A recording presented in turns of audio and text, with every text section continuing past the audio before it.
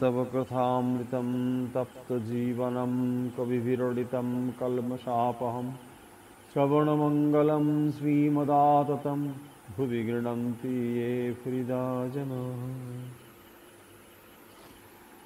শ্রী শ্রী রামকৃষ্ণ কথামৃত পঞ্চম পরিচ্ছেদ। শ্রীরামকৃষ্ণ ও আচার্য শ্রী বেচারাম বেদান্ত ও ব্রহ্মতত্ত্ব প্রসঙ্গে।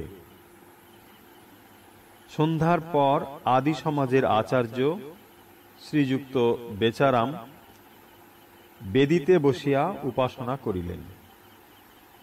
মাঝে মাঝে ব্রহ্মসঙ্গীত ও উপনিষদ হইতে পাঠ হইতে লাগিল।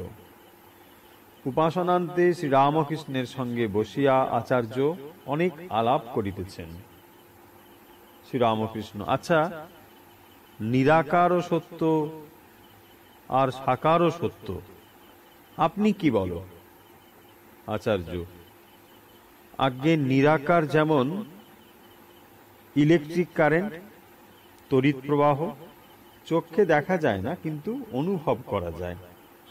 শ্রীরামকৃষ্ণ: হ্যাঁ, দুই সত্য। সাকার নিরাকার দুই সত্য। শুধু নিরাকার বলা কিরূপ জানো? যেমন রোশন চৌকির একজন পোঁ ধরে থাকে, তবে তার বাঁশির 7 ফোঁকর সত্ত্বেও, কিন্তু আর একজন দেখো কত রাগ রাগিনী বাজায়। সেরূপ সাকারবাদীরা দেখো ঈশ্বরকে কত ভাবে সম্ভোগ করে। শান্ত, দাস্য, সখ্য, বাৎসল্য, মধুর, নানা ভাবে। কি জানো?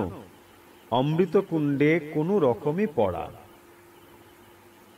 তা স্তব করেই হোক অথবা কেউ ধাক্কা মেরেছে আর তুমি কুণ্ডে পড়ে গেছো, একই ফল। দুইজনেই অমর হবে। ব্রাহ্মদের পক্ষে জল বরফ উপমা ঠিক। সচ্চিদানন্দ যেন অনন্ত জল রাশি। মহাসাগরের জল ঠান্ডা দেশে স্থানে স্থানে যেমন বরফের আকার ধারণ করে, সেইরূপ ভক্তি হিমে সেই সচ্চিদানন্দ সগুণ ব্রহ্ম ভক্তের জন্য সাকার রূপ ধারণ করেন। ঋষিরা সেই অতীন্দ্রিয় চিন্ময় রূপ দর্শন করেছিলেন, আবার তার সঙ্গে কথা কয়েছিলেন। ভক্তের প্রেমের শরীর ভাগবতী তনু দ্বারা সেই চিন্ময় রূপ দর্শন হয়।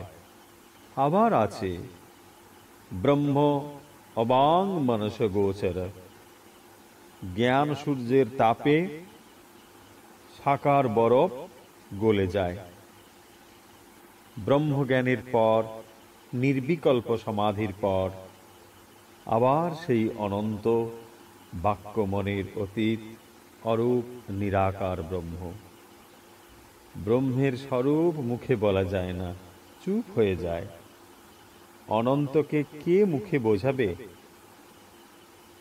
পাখি যত ওপরে ওঠে তার ওপর আরো আছে। আপনি কি বলো? আচার্য: আজ্ঞে হ্যাঁ, বেদান্তে ঐরূপ কথাই আছে। শ্রীরামকৃষ্ণ: লবণ পুত্তলিকা সাগর মাপতে গিয়েছিল, ফিরে এসে আর খবর দিলে না।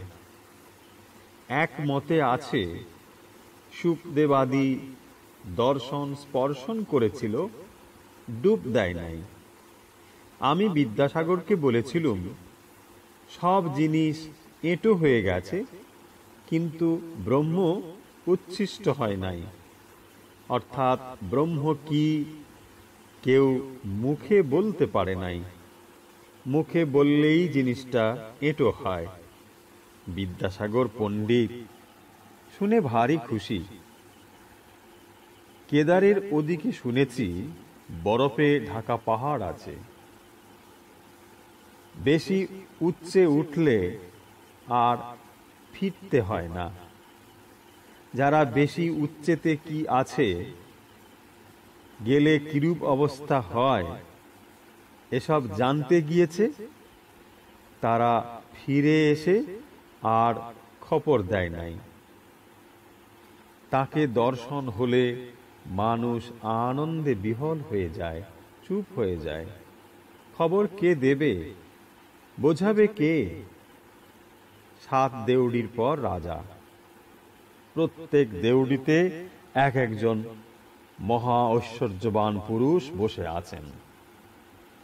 প্রত্যেক দেউড়িতেই শিষ্য জিজ্ঞাসা করছে, এ কি রাজা?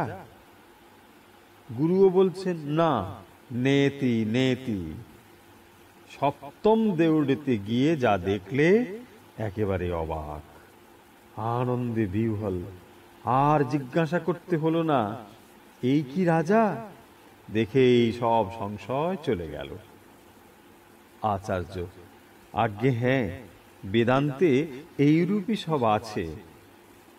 শ্রীরামকৃষ্ণ, যখন তিনি সৃষ্টি স্থিতি প্রলয় করেন, তখন তাকে সগুণ ব্রহ্ম আদ্যা শক্তি বলি।